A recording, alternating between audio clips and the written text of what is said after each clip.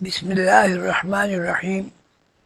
معزز حضرات، خواتین، السلام علیکم. آپ آدم ڈے کے سلسلے میں تشریف لائے.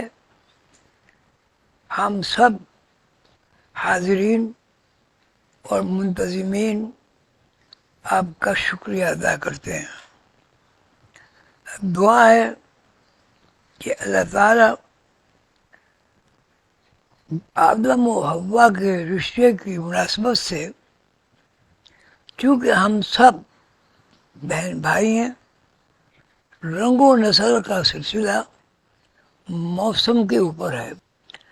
کسی جگہ اگر سورج کی تپش ہے تو وہاں کے باسیوں کا رنگ کالا ہوتا ہے. انتہا یہ ہے، لندن، مانچسٹر، کینیڈا، امریکہ، روس اور متحدہ عرب امارات میں جہاں آدم ڈے منایا جاتا ہے اور ہر نسل اور ہر مذہب کے لوگ شریک ہوتے ہیں، وہاں بھی موسمیات کی تبدیلی ہمیں نظر آتی ہے. بہت محترم دوستو، میں آپ کا بھائی ہوں.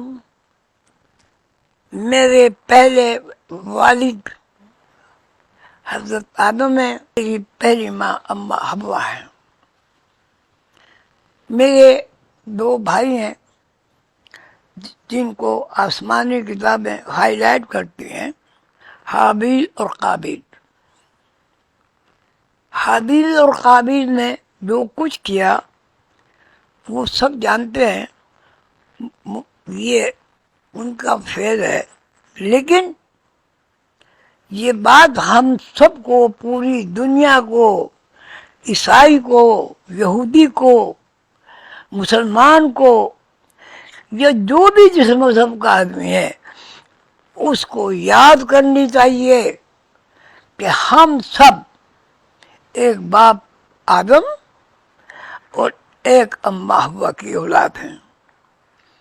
کیا کوئی آدمی یا کوئی اور مخلوق اس سے انکار کر سکتی ہے؟ انکار کرنے سے ساری دنیا کی تاریخ اجڑ جائے گی. اگر ہم نے یہ انکار کر دیا کہ ہم آدم و حوا کے بیٹے نہیں ہیں تو ہماری پہچان گمنامی بن جائے گی. ہر درخت جڑ سے پہچانا جاتا ہے. درخت کی جڑ کو اگر کاٹ دیا جائے تو درخت سوکھ جائے گا، مرجھا جائے گا اور بے اولاد ہو جائے گا، یعنی پھل نہیں دے گا. بہت محترم دوستو، میری اس گفتگو کا خلاصہ یہ ہے کہ ہم سب حضرت آدم ماں حوا کی اولاد ہیں. ہمارے دو بھائیوں میں ایک بھائی نے سرکشی کی، اللہ کی نافرمانی کی، قانون قدرت حرکت میں آ گیا، اور دوسرے بھائی نے انکسار کیا، عاجزی کی، تابعداری دی، اللہ کو وحدانیت میں مانا. تو اس کے لیے دوسرا رخ متعین ہو گیا. جو لوگ پہاڑوں میں جا بسے ان کی شکل و صورت میں فرق آ گیا. جہاں سردی زیادہ ہے، سورج کی کرنیں کم پڑتی ہیں، وہاں کے لوگ سرخ جمع سفید ہو جاتے ہیں، جیسے لندن ہے، امریکہ ہے. اور جہاں سورج کی تپش زیادہ ہے وہاں لوگ سیاہ ہو جاتے ہیں.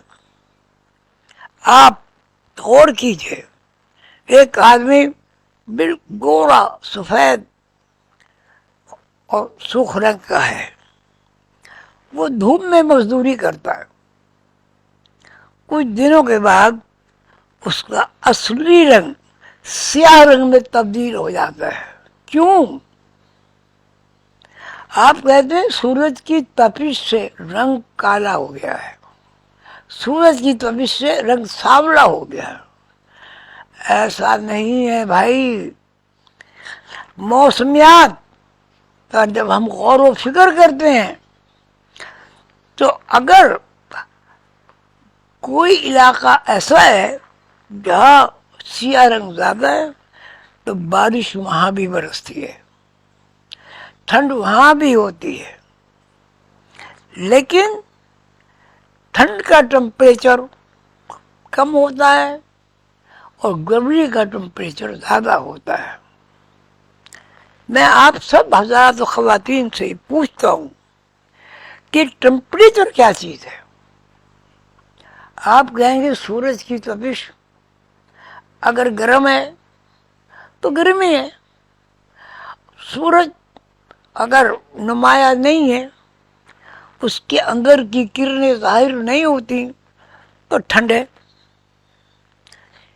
یہ گرمی اور ٹھنڈ کا محسوس ہونا کیا ہے؟ ہم سردی میں گرم کپڑے کیوں پہنتے ہیں اور گرمی میں ٹھنڈے کپڑے کیوں پہنتے ہیں؟ آپ کہیں گے کہ سردی لگتی ہے اور دوسرے لوگ کہیں گے گرمی لگتی ہے۔ یہ گرمی سردی کیا ہے؟ آپ کہتے ہیں سورج کی تپش زیادہ ہوگی تو گرمی ہے، سورج کی تپش کم ہوگی اور چاند کی کرنیں سارے عالم میں بکھر جائیں گی تو سردی ہوگی۔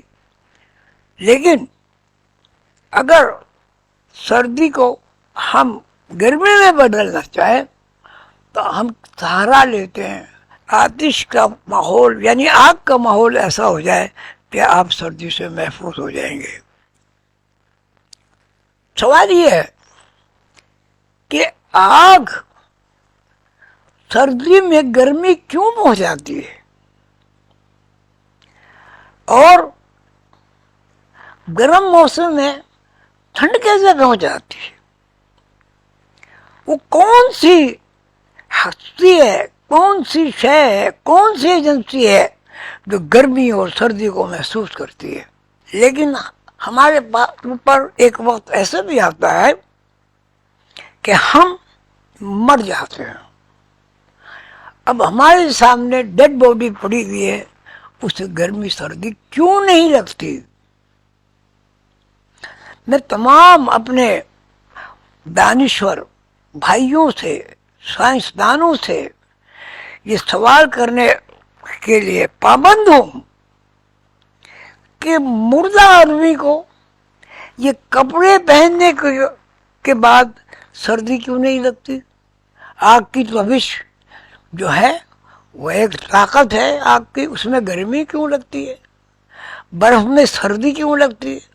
تو اس کا مطلب یہ ہوا کہ گرمی ہو یا سردی، موسم خوشگوار ہو یا ناگوار، گرم لوہیں ہوں یا برف باری ہو، یہ سب اللہ کی بنائی ہوئی مخلوق ہیں اور ہمیں متاثر کرتی ہیں۔ ہم مجبور ہیں کہ سردی کے لیے گرمی تلاش کریں اور گرمی کے لیے سرد موسم کا انتظام کریں۔ ہم پیدا ہوتے تو سوال یہ ہے کہ پیدائش جو ہے وہ کہاں سے ہوتی ہے، کہاں سے ہم آ رہے ہیں؟ میں لندن میں حاضر ہوا تھا تو وہاں میرے پاس بہت سارے حضرات تشریف لائے، اس میں انگریز بھی تھے، ہندو بھی تھے، مسلمان بھی تھے۔ میں نے سوال کیا کہ جب پیدائش سے پہلے ہمارا وجود زمین پر نہیں تھا تو زمین پر وجود کہاں سے ظاہر ہوا؟ سائنس کہتی ہے نیچر ہے، تو نیچر کا بھی تو کوئی بنیاد ہوگی، کوئی اصول ہوگا، کوئی قاعدہ ہوگا، کوئی قانون ہوگا۔ نیچر ہے کیا؟ سردی بھی نیچر ہے، گرمی بھی نیچر ہے، بھوک لگنا بھی نیچر ہے اور بھاگنا دوڑنا بھی نیچر ہے، پیدا ہونا بھی نیچر ہے۔ اور مرنا بھی نیچر. ہم سب ایک مردہ جسم کو، ڈیڈ باڈی کو زمین میں رکھتے ہیں. کوئی قبر بنا دیتا ہے، کوئی تابوت بنا دیتا ہے، کوئی جلا دیتا ہے تو راکھ بن جاتی، وہ بھی زمین مٹی ہے. سوال یہ ہے جب ہم قبر کھودتے ہیں تو ہمیں ڈیڈ باڈی کیوں نہیں ملتی؟ کیا ہم قبر میں مٹی کے ذرات میں ڈیڈ باڈی کو تلاش کر سکتے ہیں؟ کیا ہم ڈیڈ باڈی کو جب مٹی بن جائے اس کی تصویر بنا کر اس کے اندر زندگی دوڑا سکتے ہیں؟ آپ سب کو جواب یہ ہوگا ابھی نہیں. کیوں نہیں؟ کہ ابھی سائنس نے تلاش نہیں کیا. تو سائنس کب تلاش کرے گی؟ لاکھوں سال ہو گئے ہیں. ہمیں سوچنا پڑے گا کہ ہماری فزیکل باڈی گھٹتی بڑھتی کیوں ہے.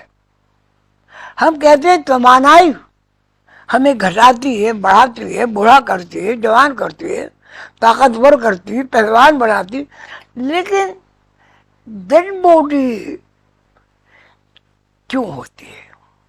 اور ڈیڈ باڈی زمین کے ذرات میں تبدیل کیوں ہو جاتی ہے؟ کیا نیچر زمین کی حرکت ہے؟ کیا نیچر کسی سائنسداں کی بنائی ہوئی کوئی شناخت ہے، ترقی ہے؟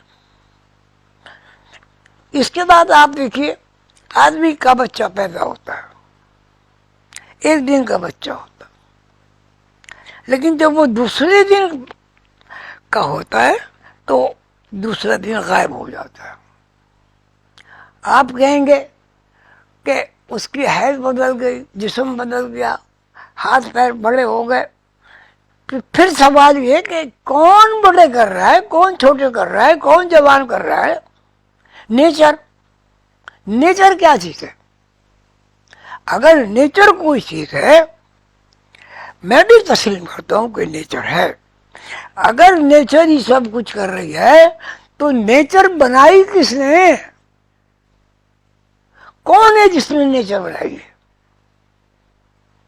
اور اس نیچر میں کہیں شیر بن جاتا ہے بھائی، کہیں اونٹ بن جاتا ہے، کہیں پہاڑ بن جاتا ہے، کہیں پانی برف بن جاتا ہے، کہیں پانی گرم دریا بن جاتا ہے. تو بہت محترم دوستو، عزیزو، میں اس تمام باتوں کا خلاصہ آپ کے سامنے پیش کرتا ہوں. ہرگز میرا مطلب سائنس کی ناقدری نہیں ہے. میں تو خود چاہتا ہوں کہ ساری دنیا سائنس سے واقفیت حاصل کرے. اس کو پتہ چلے گا کہ یہاں پہاڑ، زمین، لوہا، ہر قسم کے جانور، پرندے، درندے، چرندے، آدمی، سب نیچر کے تابع ہیں. میرا سوال تمام آپ حضرات و خواتین سے یہ ہے کہ نیچر کیا ہے؟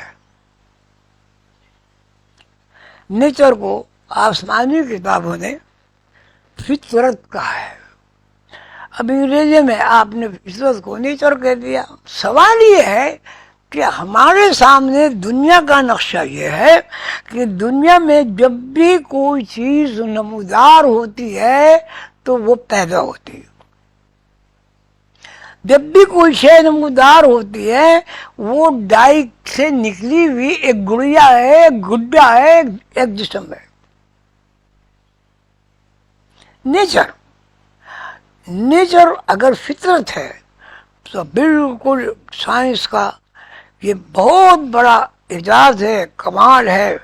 میں تو بھائی نیچر کو یہ کہتا ہوں کہ اگر نیچر کو سمجھنے کے لیے ہم آسمانی کتابوں میں غور کریں، انجیل میں غور کریں، بائبل میں غور کریں، تورات میں غور کریں، زبور میں غور کریں، قرآن کریم آخری کتاب میں غور کریں، تو وہاں اس کے فارمولے مل جائیں گے کہ نیچر کیا ہے، نیچر کو کس نے بنایا.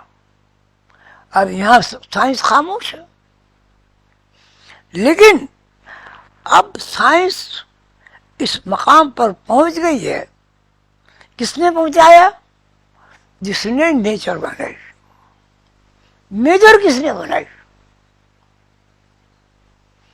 آسمانی کتابیں پڑھیے، انجیل پڑھیے، تورات پڑھیے، قرآن پڑھیے. ہر آسمانی کتاب تخلیقی فارمولے کی کتاب ہے. آپ ان کتابوں کو شعور کے بجائے لاشعور سے پڑھیے. سائنسداں مبارکباد کے مستحق ہیں، قابل تعریف ہیں. انہوں نے یہ بہت بڑا کام کیا ہے اور پوری انسانی برادری کے لیے احسان عظیم کیا ہے کہ انہوں نے نیچر کو روشناس کرایا کہ یہ بھی نیچر سے، یہ بھی نیچر سے، یہ بھی نیچر سے. یہ اتنا بڑا سائنس کا کام ہے کہ کسی بھی طرح اس کو نظر انداز نہیں کیا جا سکتا. لیکن مجھ فقیر کا سوال یہ ہے کہ نیچر کو کس نے بنایا؟ نیچر کو اگر کسی نے بنایا تو اس کا قرآن پاک میں ترجمہ یہ ہے، انجیل میں انگریزی میں بھی ہے، فطرت اللہ التی فطر الناس علیہا لا تبدیل لخلق اللہ. ہم نے ایک چیز بنائی، اس چیز کا نام اگر ہم نیچر رکھیں، ہم نے نیچر بنائی اور اس سے آدمی بنایا.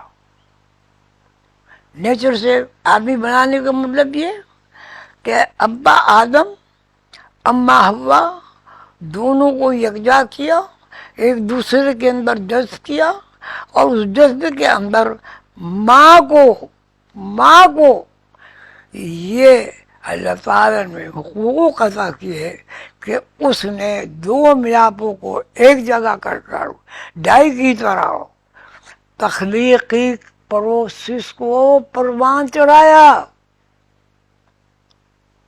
لیکن وہ پروان چڑھانا جب ہے جب پہلے سے تخلیق موجود ہے اور پہلے سے خالق اللہ تعالیٰ نے کن کہا، تو یہ ساری آبادی، سارے آسمان، ساری زمینیں، سب کچھ، میں، آپ، سب اللہ کی مخلوق ہیں. اس لیے مخلوق ہے کہ ہمارا وجود جب یہاں ظاہر ہوتا ہے تو زمین سے نہیں، آسمانوں سے ظاہر ہوتا ہے.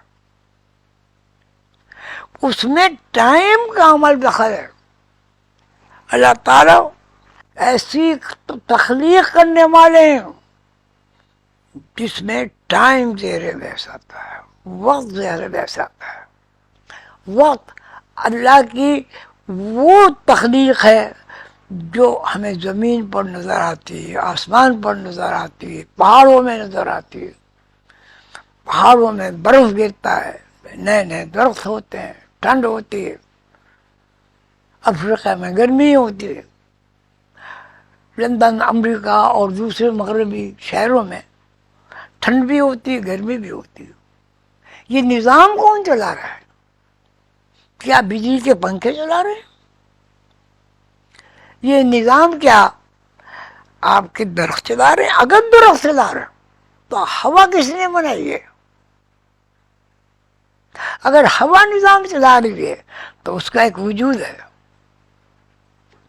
ہوا جسم کو لگتی ہے، بڑی بڑی آہانی ملنے کے توڑ کے اس طرح پھینک دیتی ہے کہ وہ نظر آتی کہ اینٹ کوئی تھی ہی نہیں. وہ کیا چیز ہے؟ سورج کی تابش کیا چیز ہے؟ ہم کہتے ہیں سورج کی روشنی. بھئی سورج کی روشنی سورج میں کہاں سے آ رہی ہے؟ میں مختصر کرتا ہوں. بات یہ ہے کہ ہم اس زمین پر رہتے ہیں، تو زمین کا نظام کون چلا رہا ہے؟ زلزلے کیسے آ رہے ہیں. آپ نے سوچا زمین کے 20 فٹ نیچے آگ کی دہک کس طرح ہو رہی ہے؟ آپ کہتے ہیں تیل سے ہو رہی، تو تیل کون بنا رہا ہے؟ آپ کہتے ہیں تیل بیج میں بنتا ہے، تو بیج کون بنا رہا ہے؟ اگر دھوپ نہ ہو ہر چیز مر جائے گی. اگر روشنی نہ ہو، چاند نہ ہو، ہر چیز کڑوی بن جائے گی، مٹھاس سے آدمی محروم ہو جائے گا. اللہ تعالیٰ ہم سب کو توفیق عطا فرمائے کہ ہم اس دنیا میں رہتے ہوئے اس بات کو سمجھنے کی کوشش کریں کہ ہر چیز پیدا کیوں ہوتی ہے، اور پیدائش کا جو حکم ہے وہ کہاں سے وارد ہوتا ہے، اور جب پیدائش ہوتی ہے تو اس کی زندگی کے جو عوامل ہیں، کھانا ہے، پینا ہے، بڑھنا ہے، بیمار ہونا ہے، صحت مند ہونا ہے، وہ کس نظام کے تحت چل رہا ہے؟ کو اللہ تعالیٰ کے نظام کے تحت چل رہا ہے جو ہمیں آسمانی کتابیں بتاتی ہیں. آپ سب حضرات سے میں درخواست کرتا ہوں، میں انتہائی درجے سائنس کا قدردان ہوں. میں سب اپنے شاگردوں کو کہتا ہوں، بھائی علم مذہب کے ساتھ ساتھ سائنس بھی پڑھو. اللہ تعالیٰ آپ سب کو خوش رکھے، آپ کو صحت عطا فرمائے. میں فقیر آدمی ہوں کہ موجودہ سائنس بلا شبہ ایک بہت بڑی ترقی، اور بہت بڑی ترقی کا دار و مدار بڑے دماغوں پر ہے، سائنٹسٹ لوگوں پر ہے. یہ سائنس اس طرف چل رہی ہے جہاں لوگوں کو نقصان پہنچتا ہے. ہمیں وہ سائنس چاہیے جو لوہے کے بارے میں قرآن اور بائبل اور دوسری آسمانی کتابیں بیان کرتی کہ اس کے اندر ہم نے لوگوں کے لیے فوائد بنائے ہیں. آپ پل بنائیں، آپ ریلوے لائن بنائیں، آپ جہاز بنائیں،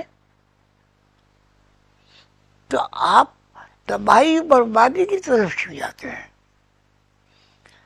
میری دعا ہے اور آپ سب دوستوں سے خاص ہے کہ اب دنیا بہت خطرے میں ہے، بہت پریشان ہے.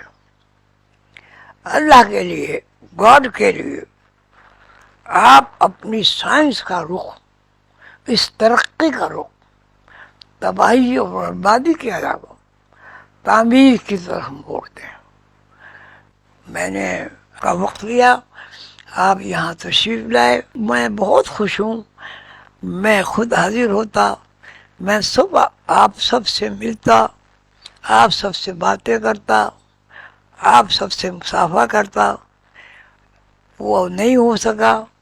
آپ سب سے دعا کی درخواست ہے کہ انشاءاللہ اگر اگلے سال میں زندہ رہا ملاقات کا خواہش مند ہوں. آپ کی دعائیں میرے ساتھ ہیں. تمام حاضرین کو، وہ کسی بھی مذہب سے، کسی بھی قوم سے، کسی بھی رنگ سے، کسی بھی نسل سے تعلق رکھتے ہوں، سب میرے بھائی، بڑے بزرگ، ہمارے دادا، جد امجد دادا حضرت آدم کی اولاد ہیں، ہماری اماں حضرت حوا ہیں. تو بھائی ہم سب لوگ جو بھی مذہب رکھتے ہیں، سب لوگ آدم و حوا کی اولاد ہیں، ہم سب بہن بھائی ہیں. پیغمبروں نے جن تعلیمات کا پرچار کیا ہے اس سے ہمیں قبول کرنا چاہیے. دنیا میں امن، آشتی، ہمدردی، محبت کے ماحول پیدا کرنا چاہیے، اس لیے کہ ہم سب بھائی بھائی ہیں، اس لیے ہم سب دادا ہیں، اس لیے کہ ہم سب نانا ہیں. اللہ تعالیٰ آپ سب کو خوش رکھے.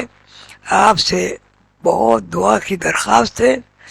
کوشش کیجیے کہ آپ اس لیکچر کو زیادہ سے زیادہ لوگوں تک پہنچائیں، اور سائنس کی ترقی میں اللہ تعالیٰ ایسے ہمیں ذہن عطا فرمائیں، ہم وہ چیزیں تخلیق کریں، وہ چیزیں بنائیں جو آدم و حوا کی اولاد، شیر کی اولاد، ہاتھیوں کی اولاد جتنی مخلوقات ہیں سب کو ان کی اولاد کو آشتی امن اور خوشی نصیب ہو. آمین یا رب العالمین.